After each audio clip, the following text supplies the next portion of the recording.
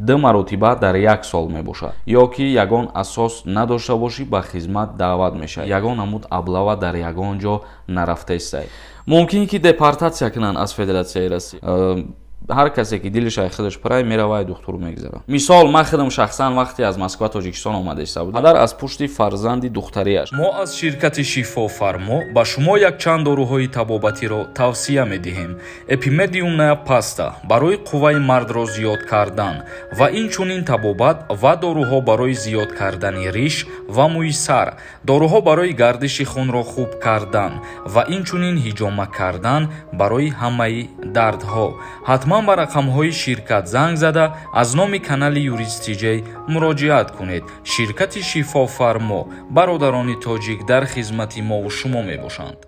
Ассалому алайкум ба ҳама тамошобинони барномаҳои канали Юристиҷей, барномаҳои Сорбон Сафаров. Тамошобинони азиз, видеоро то охирша тамошо кунен ва дар видео лайк мондана фаромӯш накунен. Бисёре аз нафарҳо оиди даъваткунӣ ба хизмати ҳарбӣ саволҳо пешниҳод мекунанд ва дар ҳамин мавзӯъ камтар мефаҳмонаму комментарияҳоро мехонам.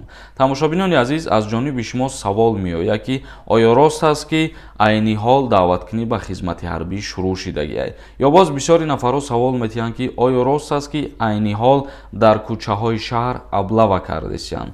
Бародарони азиз, шумо як чиза хуб ба назар бигиред ки даъваткунӣ ба хизмати ҳарбӣ дар ҷумҳурии Тоҷикистон мутобиқи қонунгузории ҷумҳурии Тоҷикистон дар бораи хизмати ҳарбӣ ва уҳдадориҳои ҳарбӣ 2 маротиба дар 1 сол мебошад, яъне ки баҳорӣ ва тирамоҳӣ дорад. Чӣ хеле фикре ки шумо дорен гӯё ҳози аблава кардесиянд ё ба хизмат даъват кардесиянд, ин фикр хато аст. Ҳозирашда танҳо барои номнависӣ ба военкоматҳои ноҳия метавонанд ки шаҳрвандоро даъват кунанд. Мисол мегирем, агар шахсан мара даъват мекунанд айни ҳол ва аз ма пурсон мешаванд ки оё ту ягон асос дорӣ барои аз хизмат озод будан ё ки ягон асос надошта бошӣ ба хизмат даъват мешавӣ.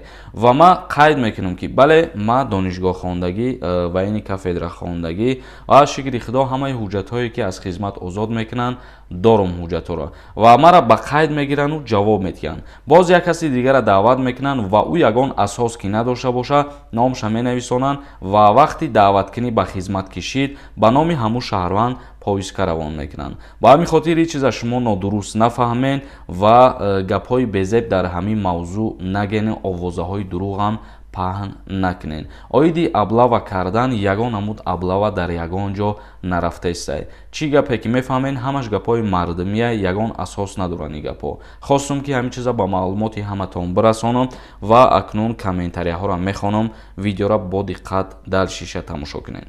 МИ нависондай: салом Сорбон, духтари ма 17 солаҳай. Ман мехоҳам Россия баром шад. Духтарам ба фамилияи Оташай. Мада давернисти Оташ дар кора ё ки мегзара бе давернис. То синни 18 сола шиданам барои фарзанд давернис ҳатмияй. Юнусҷон нависондай: Сорбон бародар, ҳазор раҳмат, ғарибора дастгирӣ мекунӣ, гап надорум та. Саломат бошӣ бародари азиз, миннатдорам ки шуморам қадр мекунед меҳнатҳои моро.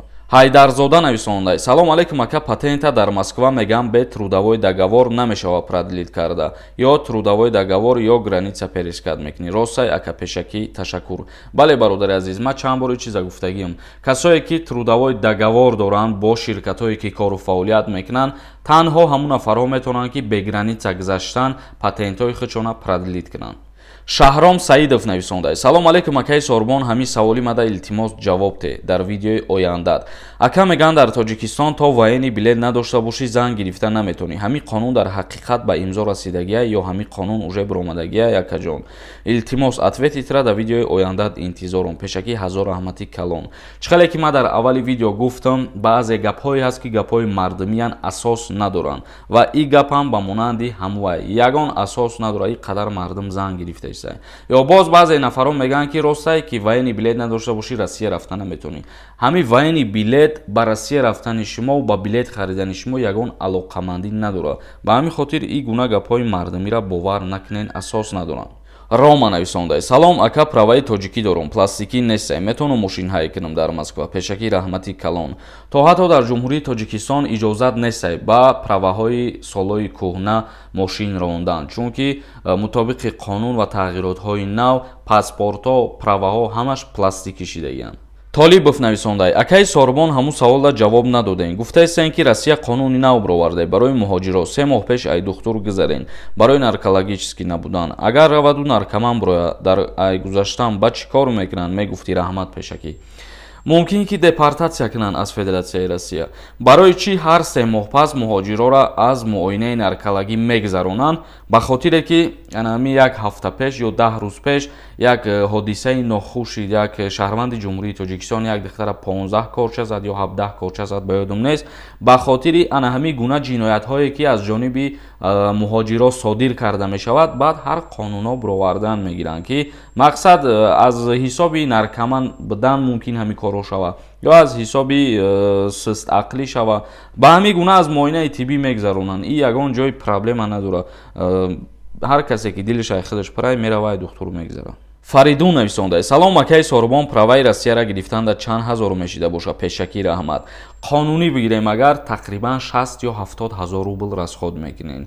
Касое ки меган биё мо праватон турӣ мекунем, мо правара тез мегирем метием, ба о фиребот дода нашен, чунки правара қонунӣ мерен, ҳуҷҷат меспорен, мехонен, экзамен меспорен. Тамом.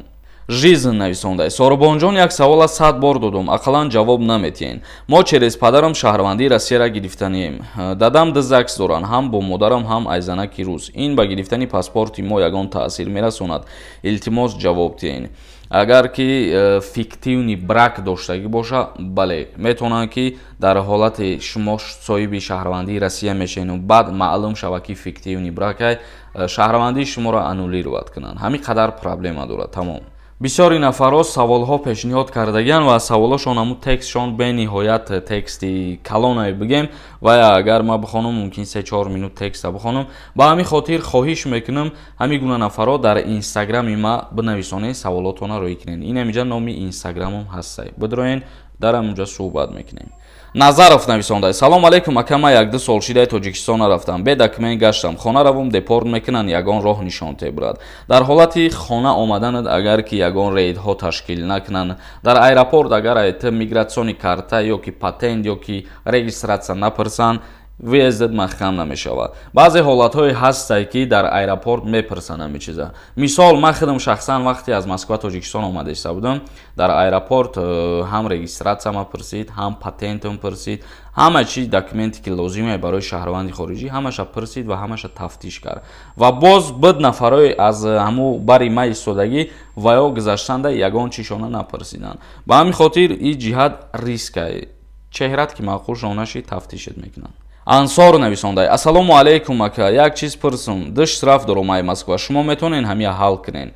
Не, бародари азиз, мо оиди масъалаҳо ягон чиз сар кор надорем. Соҳибов нависондай: бародар, чанд бор шид савол менависам, ҷавоб наметиҳем. Савол чунин аст: падар аз пушти фарзанди духтариаш дар чанд вақт паспорт гирифта метавонад, паспорти русиро?